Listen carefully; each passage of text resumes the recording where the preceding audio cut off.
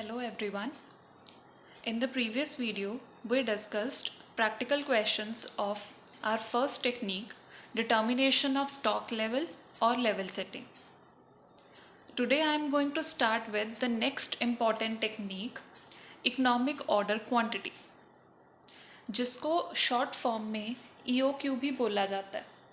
EOQ, economic order quantity. अब ये reorder level या जो भी आपने प्रीवियस टेक्निक की है लेवल सेटिंग की, उससे भी ज़्यादा इम्पॉर्टेंट टेक्निक है. आपको इस बार आएगी. मोर ओवर जब आप थर्ड ईयर में चले जाओगे, आपका एक सब्जेक्ट है वहाँ पर, तो in that also you have this particular chapter with you. तो आपको वहाँ पर भी EOQ के ऊपर chapter based question same level के सेम पैटर्न के आएंगे. अब इकोनॉमिक ऑर्डर क्वांटिटी होता क्या है? इसकी हर एक टर्म का एक डिफरेंट मीनिंग है. इकोनॉमिक का मतलब ये हुआ कि जो भी हमें फिजिबल पड़े या फिर वायबल पड़े. फिजिबल और वायबल का मतलब क्या हुआ? एक ऐसी चीज़ जो हमें मॉनेटरी टर्म्स में किफ़ायती पड़े, जो कॉस्ट है वो कम हो और जो उससे आउटपुट मिले वो ज़्यादा मिले. That is called economic, which is approachable, which is suitable to the pocket of every person. That is called economic. Order का मतलब क्या हुआ? हमने जब भी कोई भी ऑर्डर प्लेस करना है तो वो क्या चीज़ होती है? That is called order. Quantity, कितने नंबर ऑफ यूनिट्स आपने ऑर्डर करने हैं, नंबर ऑफ यूनिट्स. तो इकोनॉमिक ऑर्डर क्वांटिटी का मतलब आपने इतने नंबर ऑफ यूनिट्स ऑर्डर करने हैं जो आपके लिए फिजिबल एंड वाइबल हो. इतने नंबर ऑफ यूनिट्स आप ऑर्डर करोगे जो आपके लिए फिजिबल एंड वाइबल हो, मतलब जिस रेट पर आपको वो ऑर्डर कम से कम कॉस्ट पर मिले. अब ज़रूरी नहीं है कि आपने सिर्फ और सिर्फ डिलीवरी चार्जेस को ही देखना है या आपने सिर्फ और सिर्फ प्रोडक्ट की कॉस्ट को देखना है. जब भी हम EOQ का कॉन्सेप्ट लेते हैं, EOQ में हम ये देखते हैं कि कोई भी ऑर्डर है उसको परचेज करने से लेकर स्टोर करने तक कौन कौन से खर्चे हम इनकर करते हैं. जैसे इकोनॉमिक ऑर्डर क्वांटिटी यूजुअली सारे के सारे कॉस्ट को डिफाइन करता है 3 पार्ट्स में, जो हम एक ऑर्डर के रिगार्डिंग करते हैं. सबसे फर्स्ट जो कॉस्ट होती है that is called material cost. अब मटेरियल कॉस्ट क्या होगी? जो भी हमने रॉ मटेरियल परचेज करना है या जो भी आपने मटेरियल परचेज करना है, उसका एक्चुअल में पर यूनिट प्राइस क्या है. अगर मैं कहूँ मुझे एक यूनिट 50 रुपीज़ का मिल रहा है और मैंने 1000 यूनिट्स परचेज करने हैं, तो वो जो मटेरियल कॉस्ट होगी वो मेरी बन जाएगी, वो जो कॉस्ट होगी वो बन जाएगी मेरे लिए मटेरियल कॉस्ट. 1000 यूनिट्स मैंने परचेज करने हैं, एक यूनिट मेरे लिए 50 रुपीज़ का है, तो I will get the total cost of material as 50,000. ये हो गई आपकी मटेरियल कॉस्ट. अब ये आपकी product to product cost vary करेगी. कुछ मटेरियल आपको 40 रुपीज़ में मिलेगा, कुछ आपको 100 रुपीज़ पर यूनिट पर मिलेगा. तो ये हमारा क्वेश्चन टू क्वेश्चन डिपेंड करता है. बट मटेरियल में हम वही कॉस्ट लेंगे जो हमें पड़ रही है उस प्रोडक्ट को परचेज करने में. सेकेंड कॉस्ट हमारी जो EOQ मानता है कि कोई भी एक परचेजर इनकर करेगा वाइल ऑर्डरिंग समथिंग, वो होती है आपकी ऑर्डरिंग कॉस्ट.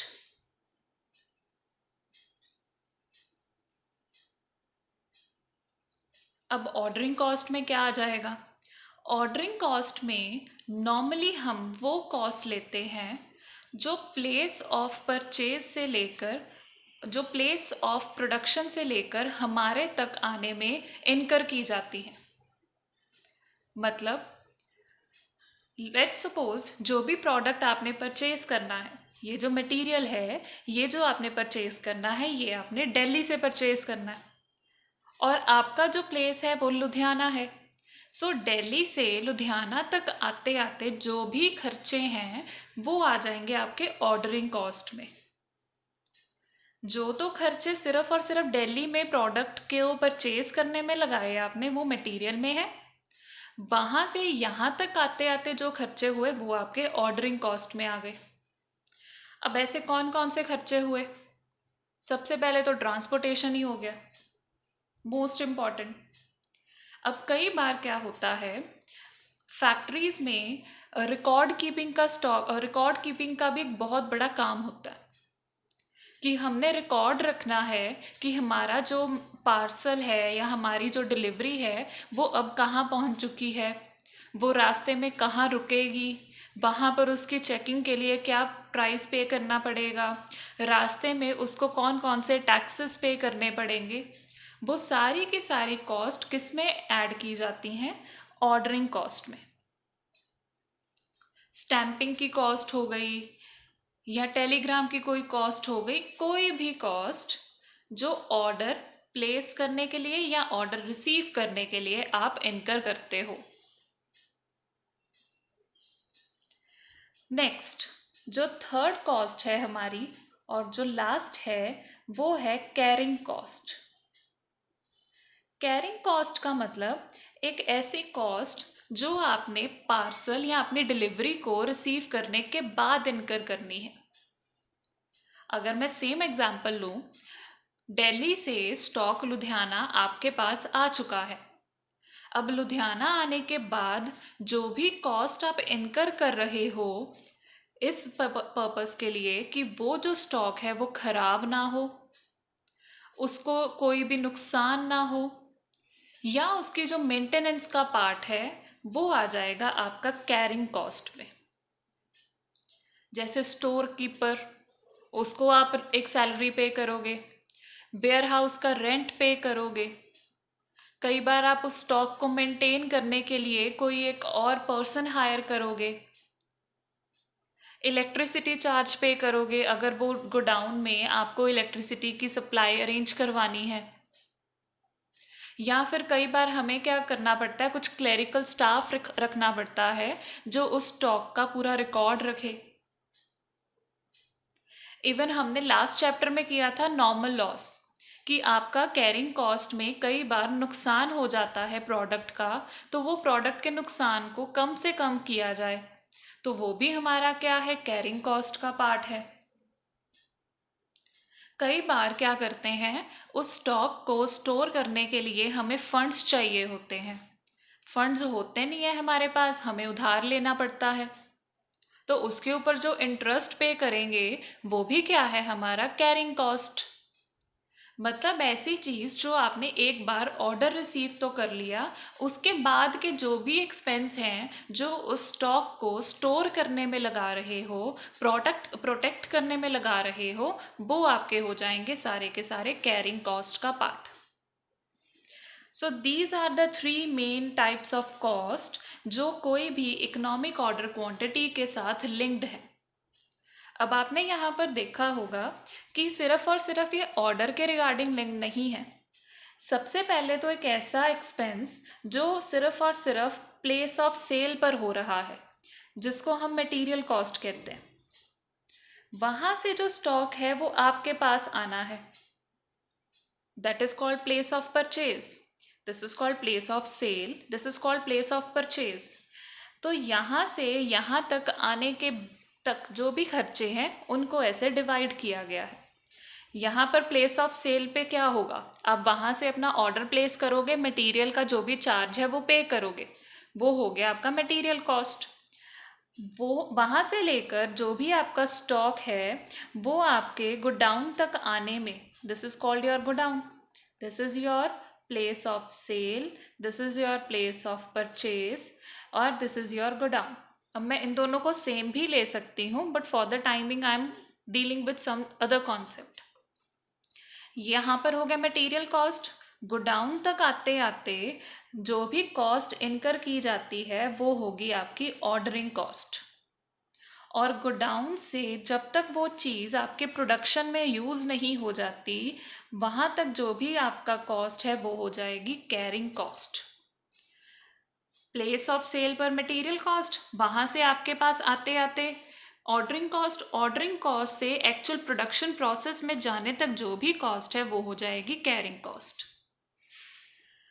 तो हमने क्या करना है, इकोनॉमिक ऑर्डर क्वांटिटी में ये तीनों की तीनों कॉस्ट को मिलाकर एक ऐसा ऑर्डर निकालना है जिसमें उतनी ही क्वांटिटी हो कि हमें सिर्फ और सिर्फ नॉर्मल कॉस्ट पड़े, एक्स्ट्रा चार्ज ना पड़े।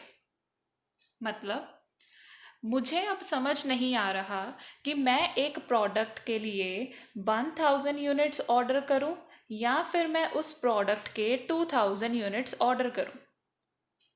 क्योंकि अगर तो मैं 1000 यूनिट्स ऑर्डर करती हूँ, मैं इसको एग्जांपल को थोड़ा और इंक्रीज कर देती हूँ। मुझे टोटल यूनिट्स चाहिए 5000 टोटल प्रोडक्शन में। अब मुझे ये नहीं समझ आ रहा कि मैं 1000 यूनिट्स कर करके ऑर्डर करूं, कि मैं एक बार 1000 मंगाऊं, फिर 2 बार, फिर 3 बार, फिर 4 बार, फिर 5 बार, तो जाकर मेरे 5000 यूनिट्स कंप्लीट हो जाएंगे।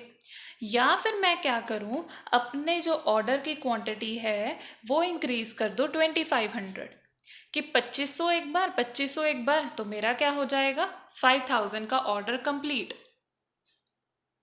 क्योंकि अब यहाँ पर प्रॉब्लम क्या है, अगर मैं फर्स्ट पार्ट को लेकर चलूँ तो क्या होगा, जो मेरी ऑर्डरिंग कॉस्ट है वो मुझे बहुत पड़ेगी, बार बार पड़ेगी। अगर मैं 1000 यूनिट्स ऑर्डर करती हूँ हर बार 5 बार, तो मुझे ऑर्डरिंग कॉस्ट ज़्यादा पड़ेगी।